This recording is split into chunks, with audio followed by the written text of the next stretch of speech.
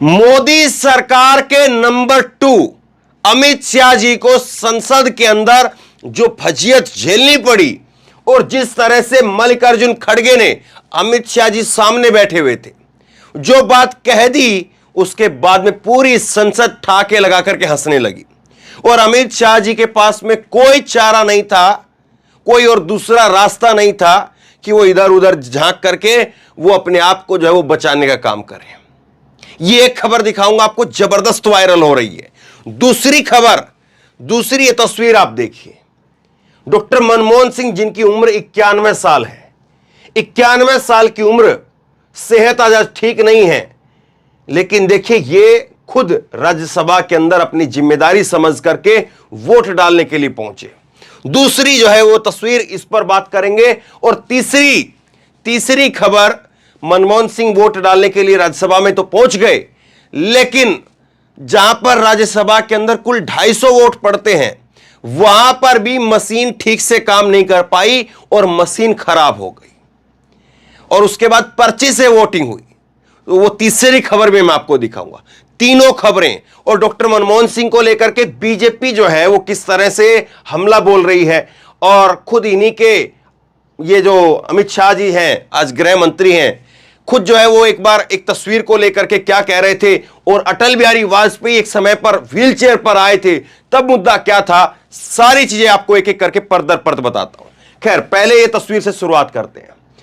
देखिए क्या हुआ कि कल राज्यसभा के अंदर वोटिंग होनी थी, दिल्ली को लेकर के जो बिल लाया जा रहा है उसको लेकर के वोटिंग होनी थी, बिल पास भी हो गया, लेकिन हंगामा इतना ज्यादा किया जा रहा था। जब राज्यसभा के अंदर मल्लिकार्जुन खड़गे बोल रहे थे उस वक्त में हंगामा हो रहा था जबरदस्त तरीके से। तो जब हंगामा हो रहा था तो उस वक्त में मल्लिकार्जुन खड़गे ने जो डांट करके कहा, अरे चुप बैठो, इसमें आधे से ज्यादा तो कांग्रेसी है। यह कह दिया कि भाजपा के लोग जितना उछल करके कूद करके हंगामा कर रहे हैं, शोर शराबा कर रहे हैं, ये चुप बैठ जाओ, आधे से ज्यादा तो जो है इसमें कांग्रेस के लोग भरे हुए हैं। और अमित शाह जी को जब ये बात जो है वो सुनी तो वो इधर उधर देखने लगे। वीडियो में आपको दिखाता हूं, ये देखिए वीडियो आप, किस तरह से जो है वो हालत हो गई है। जो आगे 2024 में, अरे भाई चुप, सब आधे कांग्रेस के है इसमें, आधे कांग्रेस में है। देखिए आप भी, सब आप भी थे सर। ये हालत हुई है, एक बार फिर से सुनिए जरा। जो आगे 2024 में, अरे भाई चुप, सब आधे कांग्रेस के है इसमें, आधे कांग्रेस में है। देखिए आप भी, सब आप भी थे। ये हालत हुई है और इसीलिए कहते हैं तजुर्बा बोलता है। मल्लिकार्जुन खड़गे जो है वो 50 साल से राजनीति में और अपने जीवन में कोई चुनाव नहीं आ रहे हैं सिवाय 2019 के, कोई चुनाव इन्होंने नहीं आ रहा है। और यही तजुर्बा है कि खुद जो है जगदीप धनखड़ इनके सामने कई बार हाथ जोड़ लेते हैं और कहते कि मैं आपके सामने नहीं बोल पाऊंगा। जगदीप धनखड़ जो कि उपराष्ट्रपति है वो कह देते इस बात को सदन के अंदर। तो देखिए कैसे आज हालत हुई है और कैसे अमित शाह जी जो है वो बस देखते रह गए। मैं क्या कहूं, ये वीडियो जब मैंने देखी तो मेरी इतनी हंसी छुटी कि ये देखिए किस तरह की हालत हो गई आज बीजेपी की। और क्या बीजेपी ने सोचा होगा कि कभी उनको ऐसे भी आईना दिखाया जाएगा। और दूसरी बात जो है वो मल्लिकार्जुन खड़गे भी ऐसा लग रहा है कि कोई प्लान करके नहीं आए थे। मैं अभी भी मेरी हंसी छूट रही इसको लेकर के। मल्लिकार्जुन खड़गे जो है कोई प्लान करके नहीं आए थे, लेकिन अचानक से जो बातें निकलती है वही बातें जो है वो वायरल होती है, वही बातें नेचुरल लगती है। अगर कोई प्लान करके आए तो फिर समझ में आता है कि हाँ वो दिख जाता है, वो चेहरे पर दिख जाता है। लेकिन यहाँ पर इन्होंने जो बात कही वो गजब बात कह दी और उसके बाद में तो पूरा सदन जो है वो ठाके लगा करके हंसने लगा। हर कोई हंस रहा था कि देखो कैसी भारी फजीयत कर दी है। और पता नहीं था जिनको कि कभी वो इधर मध्य प्रदेश में सरकारें ले रहे हैं, कभी कर्नाटक में सरकार ले रहे हैं, कभी गोवा में सरकार, तो किस तरह से जो है सरकारें ले लेकर के अपनी सरकारें बना रहे हैं, तो कैसे सरकारें तोड़ तोड़ करके अपनी सरकारें बना रहे हैं, तो उनको कभी देश की संसद के अंदर जो है वो इस तरह से आईना दिखाया जाएगा, उन्होंने शायद कभी सोचा नहीं होगा। और मल्लिकार्जुन खड़गे वो आज कांग्रेस के अध्यक्ष हैं, तो रबड़ स्टैंप है या वाकई जो है मजबूत अध्यक्ष हैं और खुल करके काम कर रहे हैं, ये वीडियो जो है इसमें बताती है। और मल्लिकार्जुन खड़गे ये काम कर सकते हैं, बाकी किसी कोई और काम कर भी नहीं सकता है, क्योंकि मल्लिकार्जुन खड़गे को जो है वो पलट करके अमित शाह जवाब भी नहीं दे सकते हैं। अब ये तस्वीर पर आइए, बड़ी गंभीर तस्वीर है और ये एक तरफ जो है वो तस्वीर गुदगुदाने वाली थी, हंसाने वाली थी, तो ये तस्वीर जो है बड़ा गंभीर कर देती है। मनमोहन सिंह जी को आप देखिए, और मनमोहन सिंह को आप देखेंगे तो मैं आपको थोड़ा जूम करके ये उनका चेहरा देखिए आप, मनमोहन सिंह जी का। एक लंबे वक्त के बाद में कैमरे के सामने मनमोहन सिंह आए हैं, क्योंकि बीमार आजकल रहते हैं। अब उम्र भी 91 साल हो गई है, बुजुर्ग है, लेकिन 91 साल की उम्र में यहां तक चल करके आना, ये जज्बा दिखाना बहुत बड़ी बात है, बहुत बड़ी बात है। और बैठ करके वहां पर जो है वो जो कार्रवाई हो रही थी राज्यसभा की, उसको देखते रहे। अब इनके बारे में जो है, मनमोहन सिंह जी के बारे में बीजेपी ने क्या क्या कहा है और किस तरह से कहा है, वो मैं आपको दिखाऊंगा। और फिर एक वाक्य जब अटल बिहारी वाजपेयी इसी तरह से व्हील चेयर पर आए थे, वो भी मैं आपको सुनाऊंगा। खैर, अब जो है मैं एक आपको दूसरी खबर सुनाता हूं कि राज्यसभा के अंदर जो है वो मशीन खराब हो गई। देखिए जरा, राज्यसभा में इलेक्ट्रॉनिक वोटिंग सिस्टम काम नहीं किया। दिल्ली सर्विस बिल पर अब पर्चियों से वोटिंग होगी। राज्यसभा के अंदर जो है वो कुल 250 सांसद हैं, सत्ता पक्ष और विपक्ष के, केवल 250 वोट डलवाने थे और 250 वोट भी नहीं डलवा पाई मोदी सरकार, जो डिजिटल की बात करती है। और 250 कुल जो है मौजूद भी नहीं थे, उसमें से 5 तो एब्सेंट थे।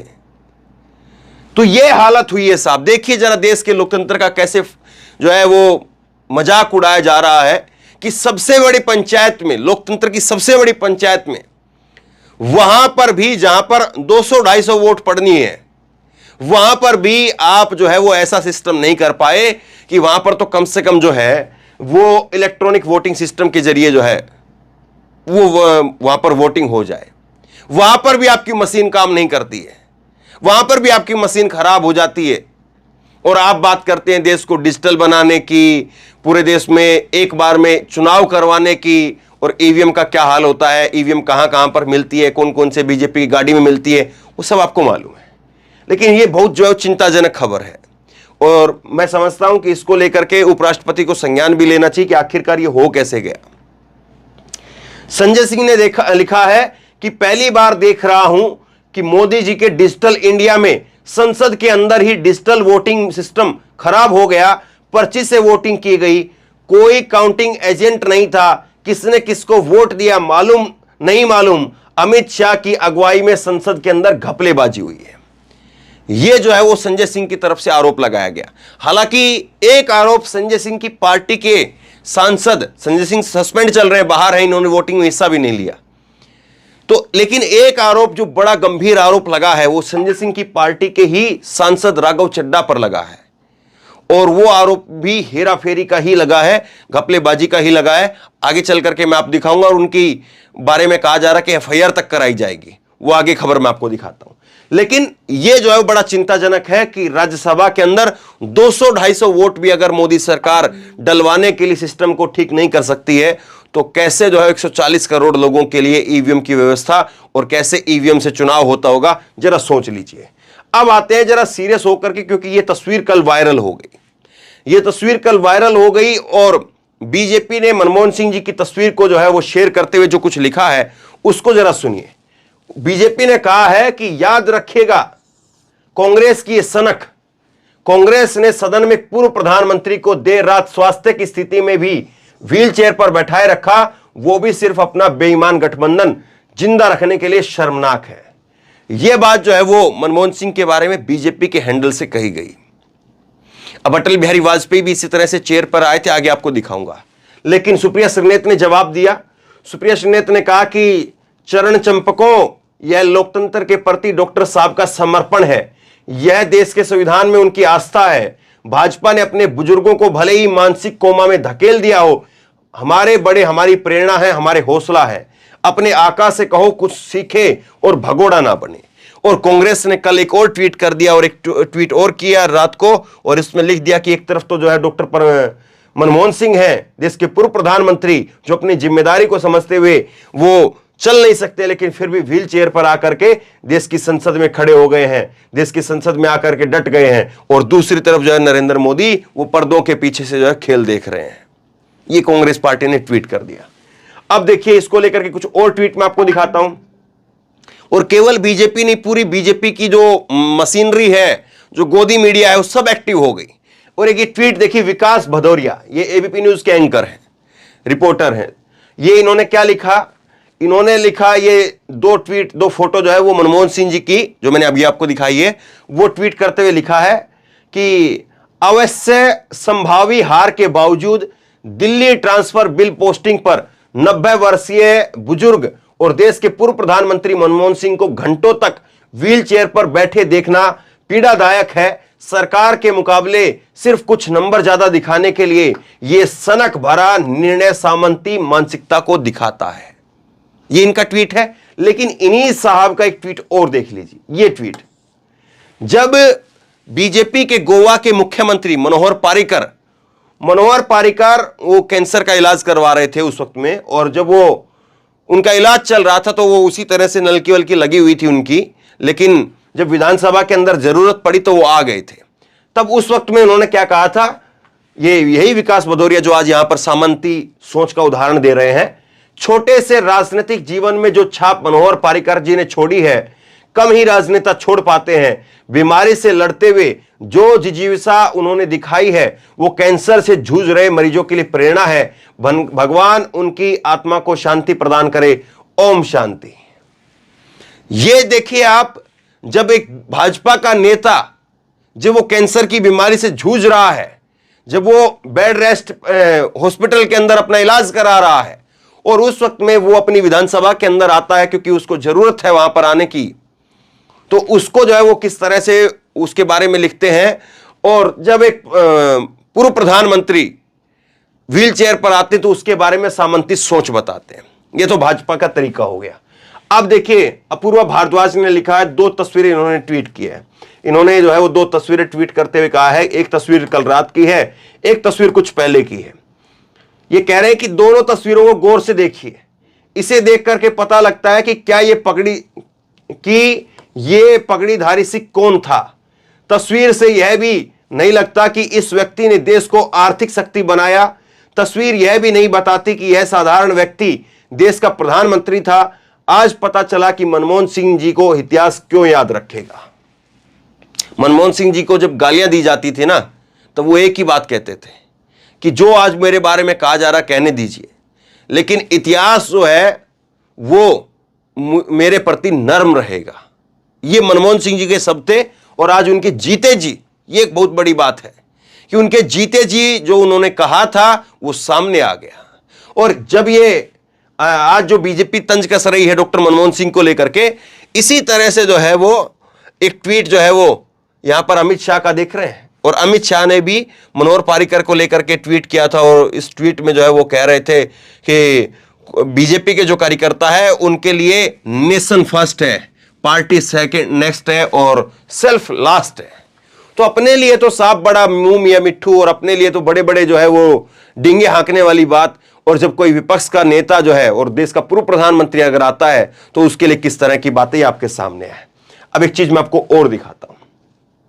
ये देखिए, जिस तस्वीर का मैं जिक्र कर रहा था, आज अगर पूर्व प्रधानमंत्री डॉक्टर मनमोहन सिंह वो जो है वो चेयर पर है, तो इसी तरह से चेयर के ऊपर अटल बिहारी वाजपेयी आए थे। अटल बिहारी वाजपेयी राष्ट्रपति चुनाव के लिए व्हील चेयर के ऊपर आए थे क्योंकि इनकी तबीयत भी ठीक नहीं थी। सुषमा स्वराज को आप देख रहे हैं बगल में, और इनको लेकर के पवन खेड़ा ने ट्वीट किया है। यह तस्वीर 2007 के राष्ट्रपति चुनाव की है। इस चुनाव में श्रीमती प्रतिभा पाटिल को 6,38,116 वोट मिले, जबकि भैरव सिंह शेखावत को 3,31,306 वोट मिले, यानी तकरीबन 3 लाख का अंतर था। वोट डालते वक्त अटल जी को व्हील चेयर छोड़ करके तकलीफ झेलते हुए अंदर जाना पड़ा। भाजपा को मालूम था कि भैरव सिंह शेखावत बुरी तरह से चुनाव हारेंगे, लेकिन फिर भी अटल जी को लाया गया। क्या इसे भी आप सामंती सनक कहेंगे? यह वाकई सोचने वाली बात है। देखिए 3 लाख का अंतर था वहां पर, तो वहां पर अटल बिहारी वाजपेयी को फिर भी लाया जाता है। लेकिन यहां पर डॉक्टर मनमोहन सिंह गए हैं तो कल बीजेपी की तरफ से जो वोट पड़े दिल्ली के बिल को पास करवाने के लिए, वो 131 वोट पड़े, और डॉक्टर मनमोहन सिंह या भाजपा कांग्रेस की तरफ से जो वोट पड़े हैं वो 102 वोट पड़े हैं। तो यहां पर अंतर देख लीजिए आप, 102 और 131, 5 जो इसमें एब्सेंट रह गए। तो ये जहां पर एक एक वोट की कीमत थी, वहां पर वो अपनी जिम्मेदारी को समझ करके आए तो क्या कुछ कहा गया और बाद में क्या कुछ कहा गया। दूसरा एक ट्वीट मैं आपको और दिखाता हूं, अजय झा का ट्वीट आप देखिए। अजय झा ने ट्वीट किया है कि जिस आदमी ने अपने जीवन काल में पद पर रहते हुए अपनी दूरदर्शी नीतियों से भारत के आर्थिक भविष्य को बदल दिया, आज वो 91 साल की उम्र में भारत के लोकतंत्र को, चरित्र को बदलता हुआ देख रहा था। इतिहास के कालखंड में सबके साथ में न्याय होगा। मनमोहन सिंह जी ने दिखाया देश जुमलों से नहीं नीतियों से आगे बढ़ता है, ये इन्होंने कहा। और ये सोचना चाहिए, और किसको सोचना चाहिए ये मैं आपको ट्वीट दिखाता हूं। ये सबसे पहले जरा मनमोहन सिंह जी की बात करते हैं, फिर राघव चड्ढा पर आएंगे। देखिए मनमोहन सिंह जी का कद जो है उसको समझिए, और मनमोहन सिंह बनना सब किसी के बस की बात नहीं है। मनमोहन सिंह हर कोई नहीं बन सकता है। मनमोहन सिंह की सरकार किसने गिराई? एक अन्ना आंदोलन खड़ा किया गया, उससे जो है वो हवा बनाई गई और कहा गया कि भ्रष्टाचारी है, ये है, वो है, रिमोट कंट्रोल है, फलां है, ढमका है। कितनी गालियां जो है मनमोहन सिंह को दी गई, और वो गालियां देने वाले कौन लोग थे? जो आज दिल्ली सरकार में बैठे हुए हैं। दिल्ली सरकार में जो लोग बैठे हुए हैं, और उन लोगों को, उन्हीं की सरकार को बचाने के लिए, उन्हीं की सरकार के हक में मनमोहन सिंह जो है वो व्हील चेयर पर आकर के वोट डालते हैं। तो सोचिए कितनी बड़ी बात है, वरना चाहते तो मना भी कर देते। कौन सा जो है इनको जो है राहुल गांधी या मल्लिकार्जुन खड़गे या सोनिया गांधी वो गोदी में बैठा करके ले आते, कौन सा जो है इनको धक्का लगा सकते थे? चाहते तो मना कर सकते थे, लेकिन अपनी जिम्मेदारी समझ करके ही आए। अब देखिए जो एक बड़ा आरोप लगा है और सीरियस आरोप लगा है, वो लगाया राघव चड्ढा के ऊपर। राघव चड्ढा के ऊपर आरोप लगा है कि इन्होंने सांसदों के फर्जी साइन किए हैं। अब इस पर आम आदमी पार्टी और राघव चड्ढा क्या कहते हैं वो तो पक्ष आना अभी सामने बाकी है, लेकिन ये बहुत गंभीर आरोप लगा है और विश्वास भी नहीं होता है कि क्या कोई सांसद ऐसा कर सकता है। लेकिन क्या हुआ है जरा मैं आपको बता देता हूं। आपके राज्यसभा सांसद हैं राघव चड्ढा, और उनके खिलाफ बीजेपी के नेता सुधांशु त्रिवेदी, नरहरि अमीन, पी कोइनाक और बीजेडी सांसद समित पात्रा और एआईएडीएमके की नेता थंबी दुरई ने विशेष अधिकार हनन की शिकायत की है, और इसमें राघव चड्ढा की सांसदी पर खतरा मंडराने लगा है। मामले को लेकर के राघव चड्ढा ने विशेषाधिकार समिति पर जब उन्हें नोटिस देगी तब वो जवाब देंगे। राघव चड्ढा ने कहा कि जब उनको नोटिस मिलेगा तब वो उसमें बताएंगे। सोमवार को राज्यसभा बिल पर दिल्ली सेवा बिल पर चर्चा के दौरान फर्जीवाड़े के आरोप लगे हैं। आम आदमी पार्टी के सांसद पर आरोप यह है कि उन्होंने गलत तरीके से 5 सांसदों के नाम का जिक्र करके दिल्ली ट्रांसफर पोस्टिंग बिल को सेलेक्ट कमेटी में भेजने का प्रस्ताव रखा था, साथ ही सांसदों के फर्जी सिग्नेचर पर कर भी डाले। देखिए आरोप क्या है? आरोप यह है कि 5 सांसदों ने यह कहा है, जो 5 सांसदों के नाम आप यहां पर देख रहे हैं, उन्होंने यह कहा कि हमने इस बिल के समर्थन और पक्ष और विपक्ष में अपने आप को जो है वो राघव चड्ढा के लिए हामी नहीं दी थी। हम राघव चड्ढा से हमने नहीं कहा था कि हम तुम्हारे साथ में हैं या नहीं है, लेकिन फिर भी हमारे नाम जो है वो रखे गए। इस बात को लेकर के उन्होंने जो है बाकायदा इसकी शिकायत की है। राघव चड्ढा कह रहे कि मुझे जब नोटिस मिलेगा तब मैं इसका जवाब दूंगा। तो 2 खबरें थी, वो मैं आपको पूरी बताऊंगा। ऐसा नहीं कि मैं केवल जो है वो अमित शाह की खबर बता करके निकल जाऊं और बाकी जो बड़ी खबर रही है, जिस खबर को लेकर के हंगामा हो रहा है, उस खबर पर चर्चा ना हो। लेकिन क्या गोदी मीडिया इस बात पर चर्चा करेगी? राघव चड्ढा की जो खबर थी मैंने तो साफ साफ बता दी कि जो आरोप है वो भी बता दिए, लेकिन क्या गोदी मीडिया इस बात पर चर्चा करेगी कि कैसे इलेक्ट्रॉनिक वोटिंग सिस्टम जो है वो 250 लोगों के लिए भी काम नहीं कर पाया, 140 करोड़ लोगों के लिए कैसे काम कर रहा होगा, और कैसे भाजपा जो है वो सरकार चला रही है, क्या इस बात का जवाब भाजपा दे सकती है जो मल्लिकार्जुन खड़गे ने कहा? और मल्लिकार्जुन खड़गे ने कहा कि आप लोग क्या बात करेंगे, आप लोग क्या हल्ला गुल्ला कर रहे हैं, आधे से ज्यादा तो कांग्रेस ही लेकर के बैठे हुए हैं। बहुत करारा तमाचा था ये, सच में बहुत करारा तमाचा था। तो बहरहाल शेयर कीजिए इस खबर को, और आज इससे भी ज्यादा हंगामेदार देश की संसद के अंदर जो है वो दिन होने वाला है। राहुल गांधी क्या बोलेंगे उसको लेकर के सबको इंतजार है। जैसे ही राहुल बोलते हैं तुरंत मैं आपके सामने आता हूं। धन्यवाद।